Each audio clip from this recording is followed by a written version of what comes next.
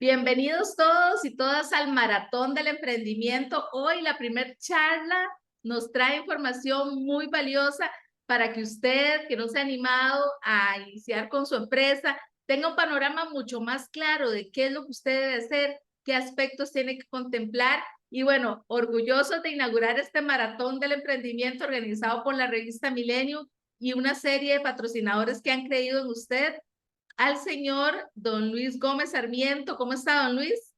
Muy bien, y usted, Rocío, realmente un gusto estar aquí también. Muy amable por tomarme en cuenta. Muchas gracias a usted por inaugurar este maratón del emprendimiento. Y don Luis es consultor de la empresa Lago Sarmiento, una empresa que pues tiene una gran trayectoria y ha pues dado asesoría no solo a pymes, sino a grandes corporaciones. Entonces estamos muy orgullosos, don Luis, que usted pues nos ayude con su conocimiento a cómo emprender, y también pues hay muchos dueños de negocio que de repente pierden el rumbo de su negocio. Entonces, es un momento propicio también para poder enrumbarlo. Y bueno, iniciamos con esta charla tan interesante. Muchas gracias, Rocío. Sí, efectivamente, el tema que tratamos hoy es el potencial del emprendimiento. Es decir, que nosotros podamos ver realmente si eso tiene una perspectiva de crecer o si a la larga es algo que se va a quedar pequeñito y va a ser más bien como ese hijo mamulón que tiene 30 años y que está jugando videojuegos ahí en el cuarto y que no hay manera, los que tenemos que seguir manteniendo y eso no vale la pena, ¿verdad? Así es. Necesitamos algo que despegue, algo que alce vuelo. Entonces, les preparé una presentación pequeña para que podamos irla siguiendo y así a la larga pueden profundizar más en los temas. Muy bien, traigo una analogía para empezar, que es este auto de carreras con esta mujer piloto. Y aquí es donde podemos ver dónde está el potencial, porque efectivamente el emprendimiento tiene muchos componentes, pero hay dos componentes que son como los más obvios en un emprendimiento y son precisamente el potencial que tiene la idea de negocio y el potencial que tiene la persona emprendedora. Y eso lo podemos plantear como una analogía en el sentido de que la idea de negocio es precisamente ese vehículo, ¿verdad?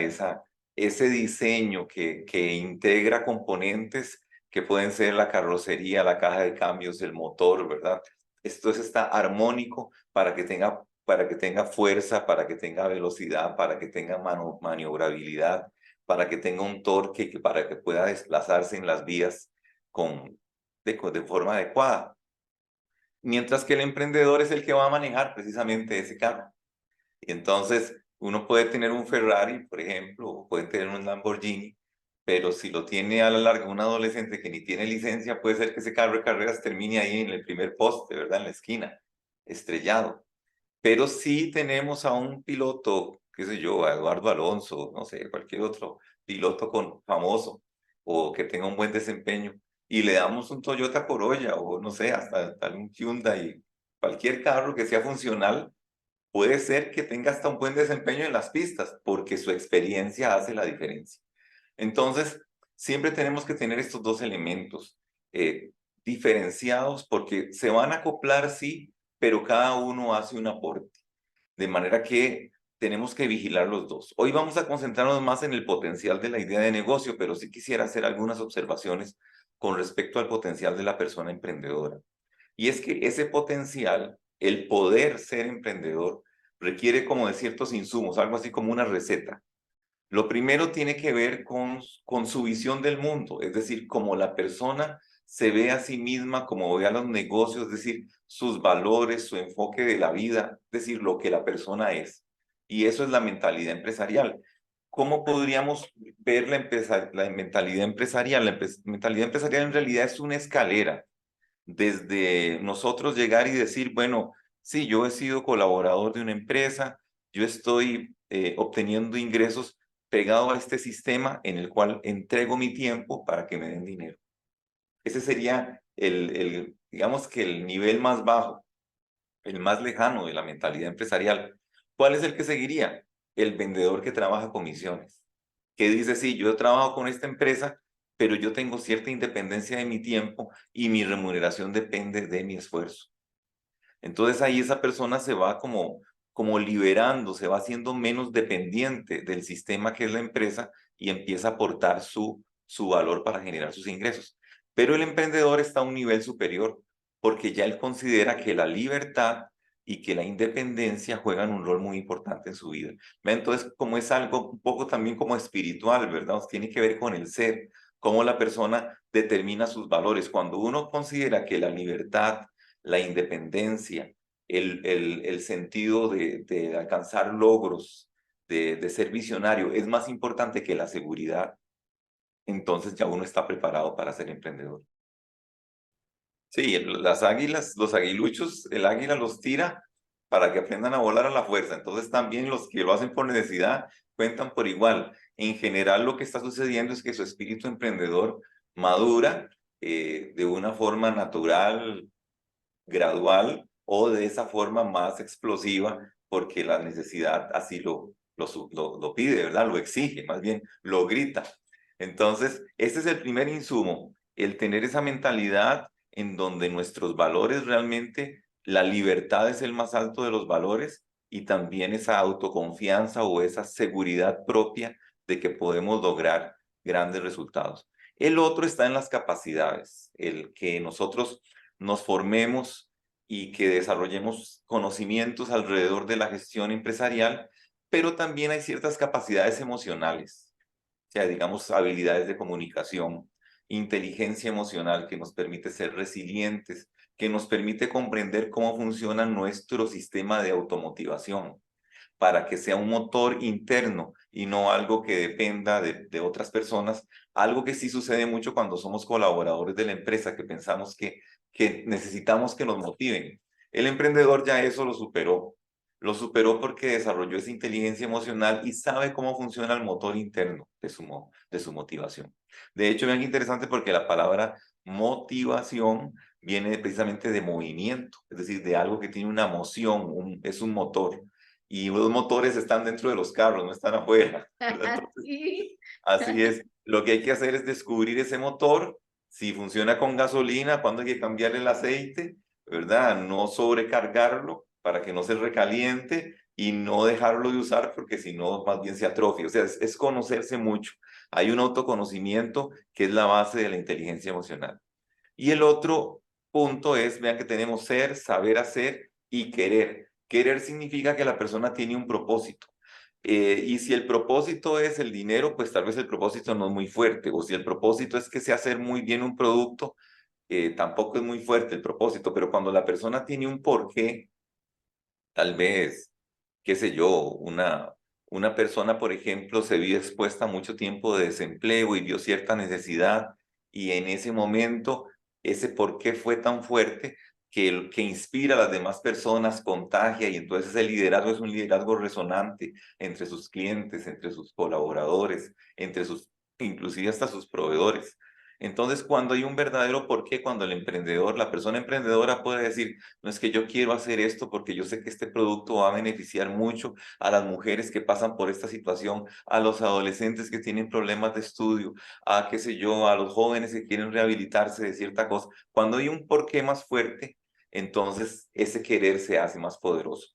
Sí, Y eso cuando es un sentido, don Luis, un sentido que nos envuelve de querer dejar nuestra huella y nuestro granito de arena en esta sociedad. Sí, por eso es que los emprendimientos sociales o socioambientales normalmente tienen ese aspecto inspirador. Pero inclusive cuando nosotros tal vez tenemos una empresa que es totalmente mercantil, que tiene fines de lucro, igualmente podemos encontrar ese porqué. Recuerdo cuando trabajamos con el MEP, con profesores de educación para lograr el tema de educación financiera. Yo siempre les decía a los consultores, no piensen en el MEP, no piensen en las educadoras, piensen en los muchachos que van a recibir en el colegio esa capacitación. Vayan al último eslabón, porque ahí es donde está el porqué. Si Qué no, lo vamos bonito. a hacer por quedar bien. Y quedar bien es un motivo muy sin gracia, en realidad no es un propósito. Entonces siempre es ir más allá a ese legado, ¿verdad? Lo que usted comentaba, definitivamente va a tener un mejor resultado. Y el resultado es el poder, es decir, el potencial. O sea, tener poder significa tener potencial. Y ese poder es entonces la capacidad precisamente de integrar una mentalidad empresarial, unas capacidades emocionales, unas capacidades intelectuales, con un fuerte propósito, que ese fuerte propósito nos llena de actitud, nos llena de fuerza y sobre todo, como decía Robert Powell, uno de los padres de la inteligencia emocional, la gente no te cree por lo que dices, sino por lo que sientes y por lo que haces.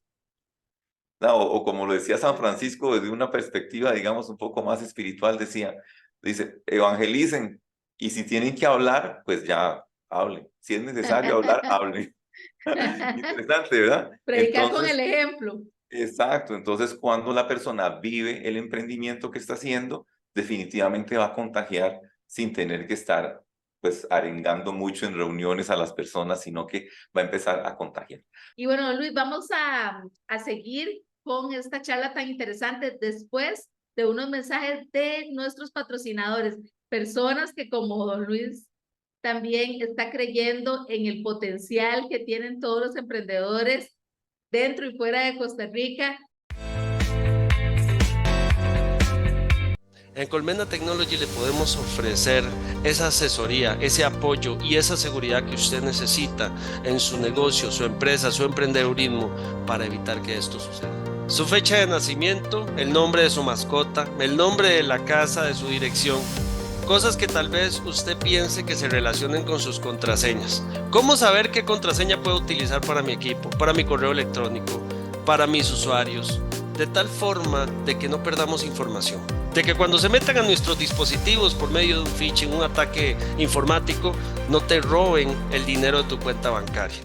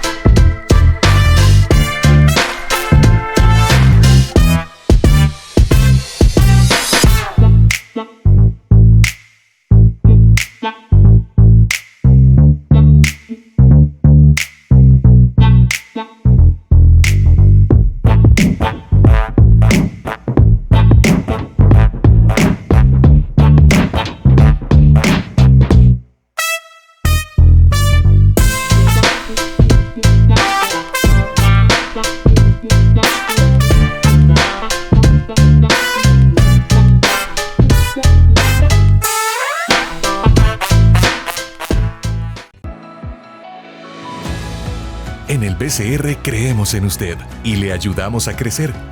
Con nuestro programa PYME Creer para Crecer. Creado para impulsar a las PYME. Con herramientas y productos como créditos, tarjetas, soluciones digitales, apoyo al exportador, seguros, asesoría y mucho más. Conozca más en bancobcr.com en BCR Directo. Somos el Banco de Costa Rica. Y bueno, seguimos con esta charla tan interesante con don Luis. Don Luis nos está hablando de cuál es el potencial emprendedor en las personas y cómo desarrollarlo más, ¿verdad, don Luis? Así es, Rocío. Bueno, ya después de haber comentado el tema del potencial del emprendedor, vamos a ver el potencial de la idea de negocio.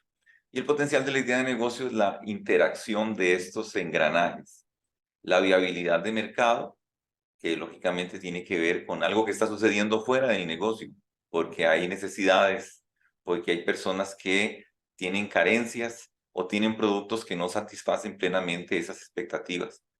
Porque también se requiere una viabilidad financiera. Vean que lo pongan como, este es como el más grandote, porque es la sostenibilidad de un negocio, a veces la pensamos como en la sostenibilidad social, y en realidad la principal sostenibilidad es la financiera, porque si no tenemos esta sostenibilidad, no vamos a lograr otro propósito. Y también en esta época en donde vamos avanzando como civilización, nos vamos haciendo más seres humanos, sea, nos vamos convirtiendo, vamos construyendo una sociedad más humana, la viabilidad socioambiental también es muy importante. Entonces vamos a empezar precisamente con la primera, que es la de la viabilidad de mercado. La viabilidad de mercado en realidad no es tan sencilla de definir, tiene varios componentes, vamos a irlo viendo uno por uno. El primero es que nosotros tenemos que hacerle una propuesta de valor al mercado, que tiene que ver a la larga con la rapidez con que hacemos la entrega, que tiene que ver con la confiabilidad de los productos, que tiene que ver con nuestra capacidad de poder asesorar, que tiene que ver a la larga con la discreción con que manejamos la información del cliente. Es decir, son ciertos atributos que tiene nuestra empresa que la hacen diferente. Y si nosotros no tenemos claro esa propuesta de valor y sobre todo si los clientes no la entienden, pues ahí perdemos viabilidad de mercado. Y vean que la palabra viabilidad nos mantiene en la analogía del carro. Viabilidad significa que si nos vamos en ese carro que es nuestro negocio y nos encontramos un rótulo que dice calle sin salida, ¿verdad? Significa que no tiene viabilidad. Y el primer elemento donde no podemos tener viabilidad es que no tengamos demanda o bien que la gente no comprenda lo que nosotros estamos haciendo.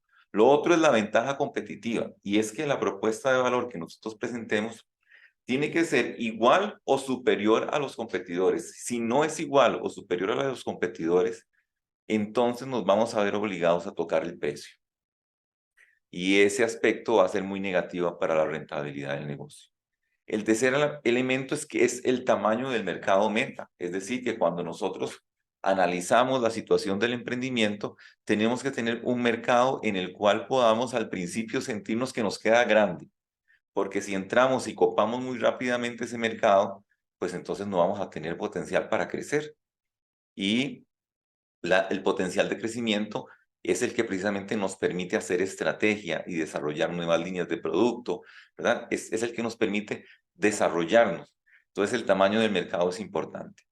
Lo otro es que ese mercado no solo sea de un cierto tamaño, sino que se expanda, porque por ejemplo nosotros podemos entrar en el negocio qué sé yo, de las guarderías infantiles. Es un mercado que tiene un tamaño interesante, pero no es un mercado que tiene crecimiento, a diferencia de los servicios a los adultos mayores, que es un mercado con fuerte crecimiento. Entonces son dos cosas, el tamaño y el crecimiento de ese mercado meta. El otro aspecto es la capacidad de innovación que nosotros tengamos, porque resulta que las cosas cambian con tanta fuerza que si nosotros nos quedamos inmóviles por cierto tiempo, es más, voy a poner un ejemplo muy sencillo, quédese usted inmóvil por 30 segundos. Bueno, pues no pasa nada, pero si se queda 30 minutos va a sentir como que le empieza a picar por todo lado, va a sentir comezón y si se queda 30 horas va a tener un hambre terrible y una sed tremenda. Y si se queda 30 días y no ha tomado agua está muerto. Y si se queda 30 meses, lo que está ahí son unos huesos nada más. Eso lo que significa es que si uno se queda quieto, todo lo demás está cambiando.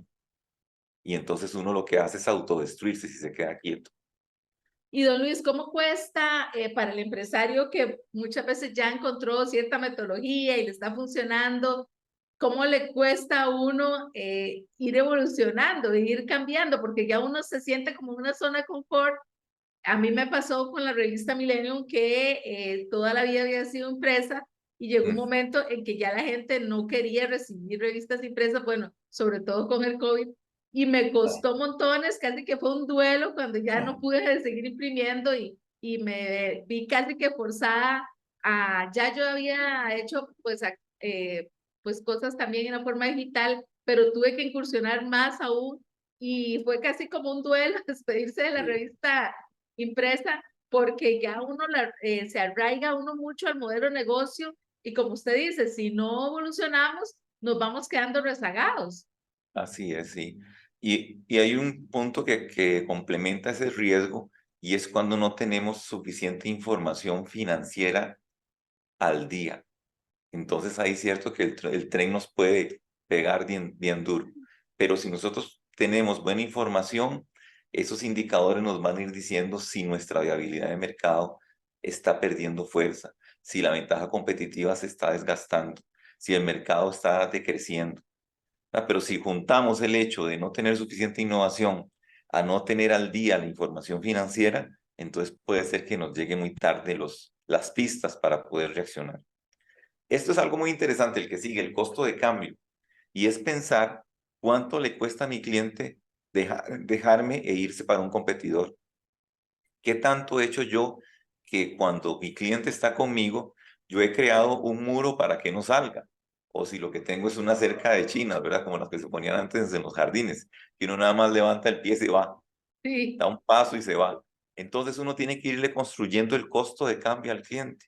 El costo de cambio con los valores agregados que le damos, con la confiabilidad de los productos, con esos elementos que nos hacen distintivos y a la larga ciertas cosas que el cliente sabe que puede perder si nos deja. Entonces el costo de cambio es importante. Muy bien, entonces les comentaba la importancia del costo de cambio. Vamos ahora con lo que es la defensa del margen. La defensa del margen tiene que ver un poco con evitar la rivalidad con los competidores. Cuando nosotros estamos en constante rivalidad con los competidores, entonces tenemos que tocar los márgenes. Y hay otra razón adicional por la cual uno puede empezar a afectar los márgenes, y es cuando no está en el mercado meta apropiado. En ese momento, uno empieza a tener clientes que empiezan a pedirle descuentos, que empiezan a regatearle los precios, porque no comprenden la propuesta de valor, y entonces eso empieza a sacrificar el margen. Y lo otro que les decía es que es como algo que se complementa. Cuando nosotros no nos esforzamos por defender el margen, entonces empezamos a rivalizar por precio. Esos son como los elementos que constituyen entonces la viabilidad de mercado. Entre más clara sea nuestra propuesta de valor, más diferenciada con respecto a los competidores, entre más grande sea el mercado meta y más crezca, entre más innovadores seamos, entre más fidelicemos al cliente con un costo de cambio alto, entre más defendamos el margen porque estamos en el mercado meta correcto y entre más evadamos a los competidores, vamos a tener una mayor viabilidad de mercado. Seguimos con más mensajes de nuestros patrocinadores que están apoyando el Maratón del Emprendimiento. Recuerde, son 12 charlas.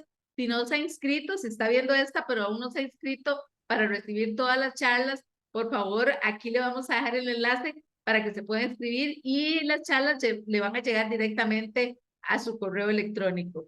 Vamos con estos mensajes.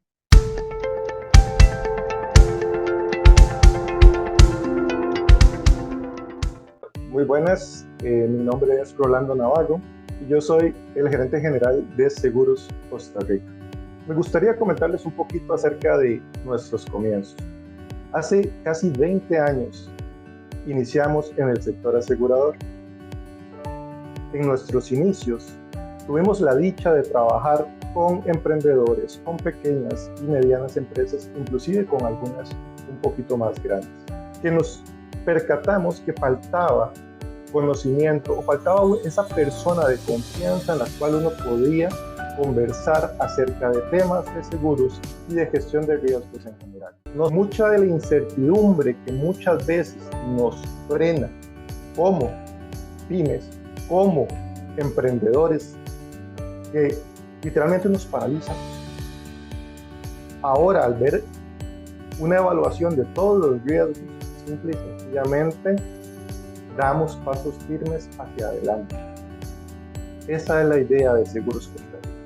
La idea principal de Seguros Costa Rica, la palabra seguros no es por las cosas. Seguros es por la seguridad, por la tranquilidad que le damos a nuestros clientes para que puedan seguir escalando poco a poco en un camino de crecimiento constante y ojalá exponencial.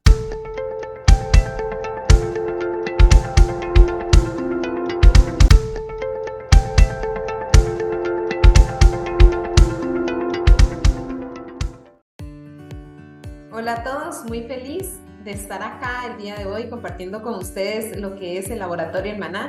Mi nombre es Tatiana Salas Alvarado y represento a Laboratorio El Maná, como les decía, soy coordinadora del área de mercadeo. Tenemos más de 30 años de estar en el mercado.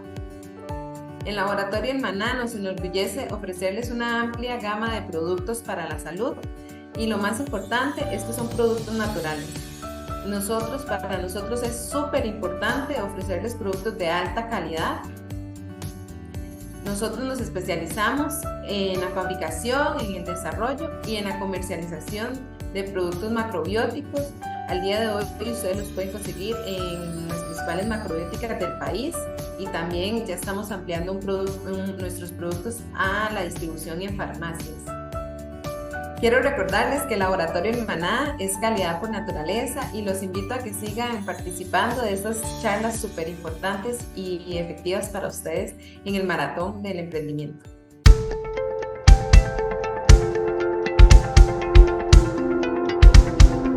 Bueno, y seguimos en el Maratón del Emprendimiento, hablando con don Luis Gómez Sarmiento sobre el tema, bueno, de la viabilidad financiera, que es tan interesante, porque, bueno, don Luis, tenemos muchos sueños como emprendedores, queremos hacer muchas cosas, pero de repente no tenemos el capital o no sabemos administrarlo bien y resulta que a los pocos meses ya se esfumó. ¿Cómo podemos hacer? Exacto, sí. Sí, la viabilidad financiera tiene que ver un poco con qué tanta capacidad de hacer una inversión inicial tenemos. Ese es uno de los elementos. O sea, el emprendedor, como mencionábamos, a veces ha planeado su emprendimiento y para eso ha trabajado en la estabilidad de sus propias finanzas, ha generado ahorro y con esos ahorros da el paso. O bien ha generado ahorros y con eso tiene la capacidad de tomar un crédito y pagar holgadamente la cuota. Pero cuando el emprendimiento se da como resultado de una necesidad, pues resulta que a veces nos toma mal parados, ¿verdad? Sin ahorros, y ahí es donde nosotros tenemos que ver diferentes opciones.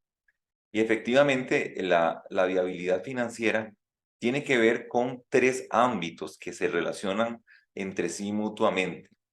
Y son estos. En primer lugar, la inversión inicial. ¿Con qué tiene que ver la inversión inicial? Tiene que ver con todos esos activos, recursos en general, pueden ser licencias de software, pueden ser equipo, pueden ser mobiliario, inclusive puede ser recurso humano calificado que necesitemos, también materia prima que se necesite. Todos esos elementos que conforman la inversión inicial van a dar un monto que normalmente se van a convertir en un egreso en los primeros meses del emprendimiento. Pero resulta lo siguiente, que hay como 2 extremos con respecto a la inversión inicial.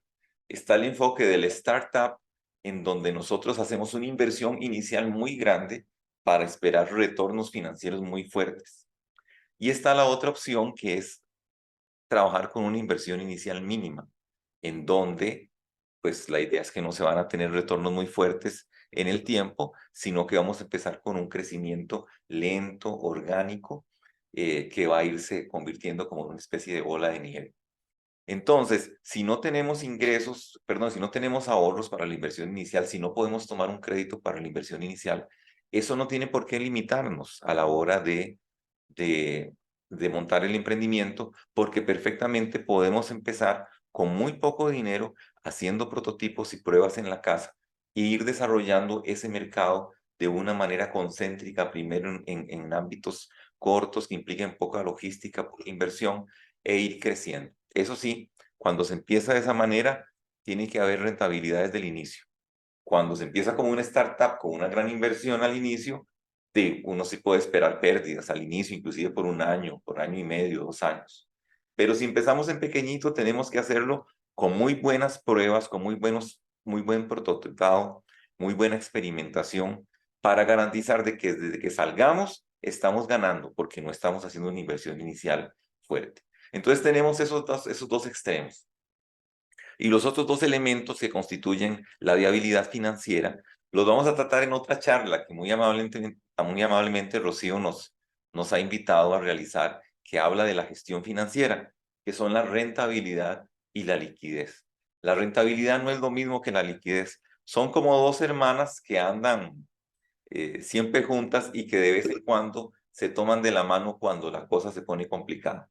Es decir, andan caminando sueltas cada uno por su lado, pero si hay que cruzar un río, o si aparece una serpiente, o si a la larga hay que subir una montaña, ahí se agarran de la mano y no se sueltan. Lo que estoy queriendo decir con esto es que uno puede tener un negocio muy líquido y no ser rentable.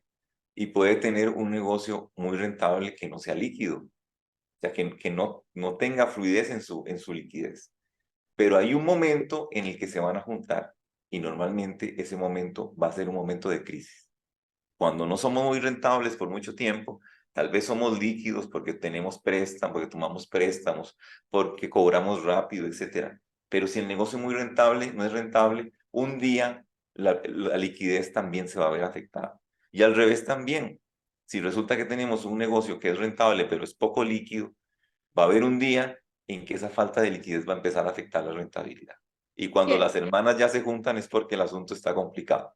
¿Sí? Y empezamos a vernos obligados a usar más la tarjeta de crédito y a tomar tal vez préstamos no muy convenientes, confiados en que tenemos una alta rentabilidad, pero en el tiempo el endeudamiento empieza a crecer y cuando nos damos cuenta, los márgenes netos empiezan a bajar y ahí entonces la rentabilidad y la liquidez se juntan para mal, ¿verdad? En ese caso.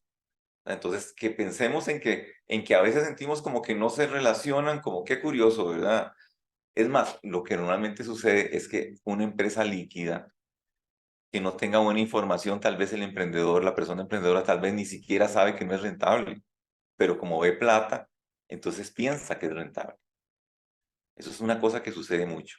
Por eso es muy importante la siguiente charla que vamos a ver más Don Luis, adelante. El por problema. ejemplo, esas empresas que venden el día a día, háblese de restaurantes, supermercados, empresas que todos los días están recibiendo dineros y que, claro, uno se imagina que está súper bien la empresa, pero no Sí. necesariamente. Así es, exactamente, ese es un muy buen ejemplo. La liquidez es exactamente como algo que esconde lo que puede estar por debajo. Así es.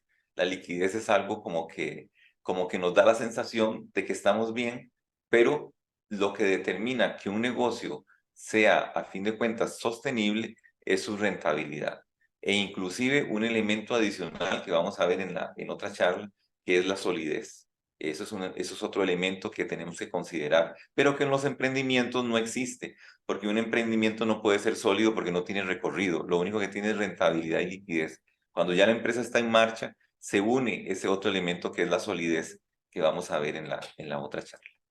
Muy bien, y comentarles el otro, ¿verdad? El otro elemento que era la viabilidad socioambiental, que tiene que ver con la capacidad que tiene la empresa de aportar al ecosistema entendido como la sociedad humana unida a los elementos que no son vivos, como por ejemplo las cuencas de los ríos, las montañas, los árboles y la flora y la fauna. Todo ese es el ecosistema y la empresa tiene la responsabilidad de que sus productos fluyan dentro de ese ecosistema sin afectarlo. Y si acaso lo afecta, tiene que mitigar esos efectos para ser viable socioambientalmente.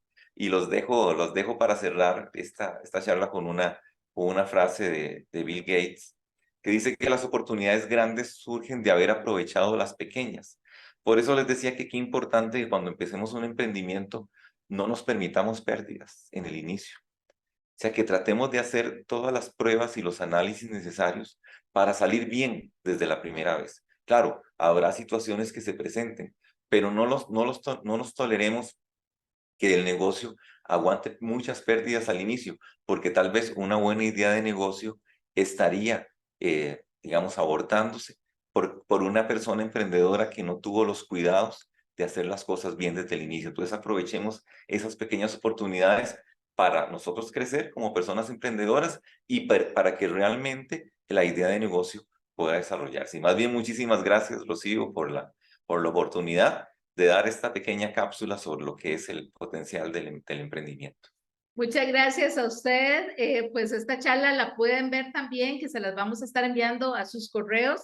Les vamos a dejar el enlace para que se inscriban. Y bueno, agradecidísima. Y empezamos con el pie derecho con esta charla con un gran experto, don Luis Gómez, de la empresa Lago y Sarmiento, por toda la información que nos está dando. Y nos invitamos a que siga el mañana, si Dios quiere, para que reciba también la próxima charla sobre todo este tema de finanzas. Muchas gracias, don Luis. Para servirle.